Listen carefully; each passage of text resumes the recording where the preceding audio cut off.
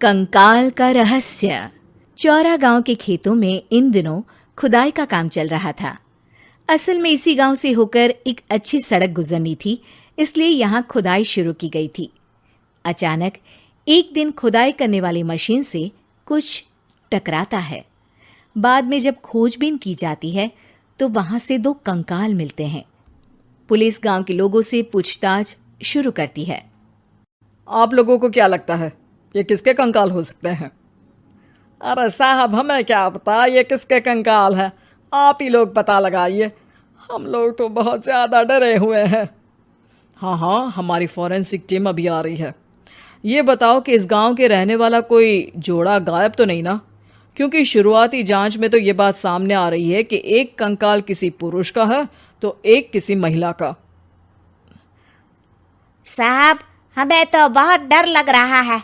ऐसे कंकाल मिलने का मतलब गांव के आसपास ही किसी की हत्या हुई है या फिर किसी को जलाकर मार डाला गया है।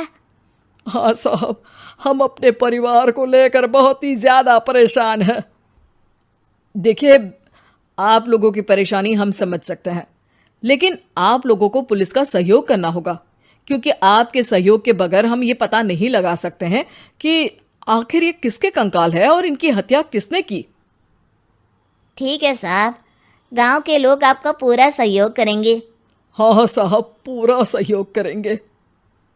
तो फिर ठीक है, हम अपनी जांच शुरू कर देते हैं। कुछ दिन बाद जांच रिपोर्ट आ जाती है। पता चलता है कि ये कंकाल करीब 20 साल पुराने हैं, यानी 20 साल पहले किसी जोड़े की हत्या कर शव को यहाँ पर दबा दिया गया था। इंस्पेक्टर राघव, ये बताओ कि 20 साल पहले की मर्डर मिस्ट्री क्या अब सुलझ सकती है? हाँ सर, क्यों नहीं। लेकिन अब सबूत और गवाह काफी मिट गए होंगे। मुश्किल तो होगी, लेकिन शायद किसी परिवार को इंसाफ मिल सके। इंस्पेक्टर राघव, आप बिल्कुल सही कह रहे हैं। किसी परिवार को तो इंसाफ मिलेगा ही और किसी को उसके किए की सजा भी मिलेगी। जी सर, मैंने तो जांच शुरू भी कर दी है। 20 साल पहले इस गांव के 2 जोड़े अचानक कहीं गायब हो गए थे। मैंने दोनों ही परिवारों के बाकी के सदस्यों से बातचीत शुरू की तो उन्होंने बताया कि उनके बच्चे शहर गए थे, लेकिन आज तक वापस नहीं लौटे हैं। लेकिन ये दोनों शव किस परिवार के सदस्यों के हैं, ये कैसे पता चल सकेगा? सर, मैंने डीएनए टेस्ट करवा लिया है। आज शाम तक इसकी रिपोर्ट भी आ जाएगी। अच्छा, ठीक है। उसी शाम को सर, डीएनए रिपोर्ट के मुताबिक ये दोनों ही लाशें चौरा गांव के रहने वाले प्रधान सुल्तान सिंह के बेटे और बहू की है। लेकिन इनकी हत्याएं किसने की है, ये कैसे पता लगेगा? इसी का तो पता लगाने की कोशिश में जुटा हूं सर। आज सुल्तान सिंह से मिलने भी जा रहा हूं। मेरा बेटा और बहू तो मेरे लिए सिर्फ यादों में ही रह गए थे। हमें उनकी लाशें तक नहीं मिल सकी थी।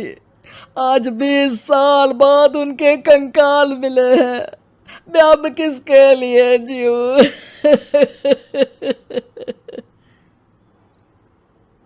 लेकिन सर, क्या आपकी किसी से कोई दुश्मनी थी? अपने बेटे बहू की हत्या के लिए आप किसे जिम्मेदार मान रहे हैं? अब मैं किसका नाम बोलूं? मेरी तो किसी से दुश्मनी नहीं थी, बस मेरे बेटे बहू को कोई वापस ला पाता।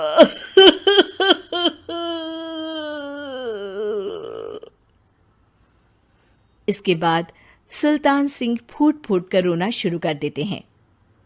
सर, अब आप इनका अंतिम संस्कार करवा सकते हैं। कम से कम इनका शरीर ना सही, इनका कंकाल तो आपको मिला है। लेकिन हाँ, अगर आपको कुछ भी याद आए तो ज़रूर बताइएगा। मेरी तो बेटा अब उम्र हो गई है, लेकिन मेरे बेटे और बहू के हत्यारों का ज़रूर पता लगाइएगा, क्योंकि जब तक हत्यारे पकड़े नहीं जाएंगे मेरा मन नहीं मानेगा। सर, हमारी पूरी कोशिश रहेगी हत्यारे को पकड़ने की। लेकिन एक बात बताइए, उस वक्त आपको किस पर शक गया था? उस वक्त मेरे एक ड्राइवर को पकड़ा गया था, लेकिन सबूतों के अभाव में उसे छोड़ दिया गया था। अच्छा, और ड्राइवर पर कैसे शक हुआ था? क्योंकि उस दिन ड्राइवर छुट्टी पर था। उस समय लेकिन लाश क्यों नहीं मिल सकी थी? उस वक्त पुलिस ने बहुत कोशिश की थी, लेकिन दोनों की डेड बॉडी नहीं मिल सकी थी। ठीक है, हमारी तफ्तीश चल रही है, मैं फिर आऊंगा। इसके बाद इंस्पेक्टर वहां से चला जाता है और सुल्तान सिंह अपने बेटे और बहू की याद में खो जाते हैं। कुछ दिन बाद सुल्तान सर, एक बात बताइए, जब आपके बेटे बहू की हत्या हुई थी, उसी के आसपास आपके ही गांव का रहने वाला एक और जोड़ा उसी वक्त गायब हो गया था ना? हाँ सर, अलका और अभिषेक, वो भी मेरे बच्चों जैसे ही थे। तो फिर वो कहाँ है? उनका भी आज तक पता नहीं चल सका, लेकिन बताते हैं कि कुछ साल पहले अभिषेक को गांव के ही किसी आदमी ने मुंबई में देखा था, लेकिन फिर वो गायब हो गया। यानी अभिषेक और अलका की हत्या नहीं हुई थी, बल्कि उन्होंने किसी वजह से खुद ही गांव छोड़ दिया था। हाँ, हो सकता है, क्योंकि अभिषेक मेरे बेटे संतोष का अच्छा दोस्त था और उसका मेरे घर भी आना जाना लगा रहता था।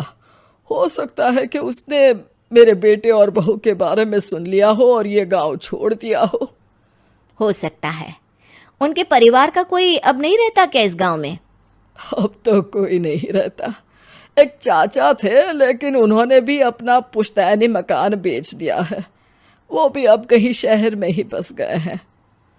ओह, अभिषेक और अलका के बारे में भी पता लगाना होगा। हो सकता है कि वही इस हत्या के बारे में कुछ बता सके। हो तो सकता है, लेकिन वो बेचारे तो खुद ही वक्त के मारे थे, वो क्या बताएंगे। फिर भी सर, जब केस दोबारा खुला है तो जांच तो करनी ही पड़ेगी, और इस बार तो लाशें भी बरामद हुई है। कुछ दिन तक लगातार तफ्तीश चलती रही। एक दिन थाने से सुल्तान सिंह को फोन आता है। हाँ, कौन बोल रहा है? सर, मैं कांस्टेबल तुलाराम बोल रहा हूँ थाने से। आपको थाने आना पड़ेगा। थाने? लेकिन क्यों? सर, किसी की पहचान करवानी है। अच्छा ठीक है, मैं दोपहर तक पहुंचता हूँ। सुल्तान सिंह दोपहर में थाने पहुंचता है। कई पुलिस के अधिकारी वहां मौजूद रहते हैं। सर, आपके बेटे की हत्या का रहस्य आज शायद सुलझ जाए। अच्छा इंस्पेक्टर राघव, पर वो कैसे? सर, उस आदमी को देखिए, क्या वही अभिषेक है? सुल्तान सिंह की आंखों में हैरानी से आंसू आ जाते हैं। हाँ सर, यही अभिषेक है। ये आपको कहाँ से मिला? सिर्फ अभिषेक ही नहीं, बल्कि इसकी पत्नी अलका भी इसके साथ है। मैडम, जरा अभिषेक की पत्नी को लाइए। जैसे ही अलका को पेश किया जाता है, सुल्तान सिंह जमीन पर गिर जाते हैं। सुल्तान सर, क्या हुआ आपको? आप अलका को देखकर गिर क्यों गए? सुल्तान सिंह सर पकड़कर बैठ जाते हैं। ये अलका नहीं, बल्कि ये तो मेरी बहू रितु है। पूरा थाना एक दूसरे का मुंह देखने लगता है। क्या? इसके बाद हर किसी को दो कंकाल और हत्या का रहस्य समझ में आ गया। अभिषेक और रितु ने मिलकर संतोष और अलका की हत्या की थी और लाश को जमीन के नीचे दबा दिया था। आज 20 साल बाद इस हत्या का रहस्य खुल सका था कि अवैध प्रेम संबंध में 2 मासूमों की जान गई थी।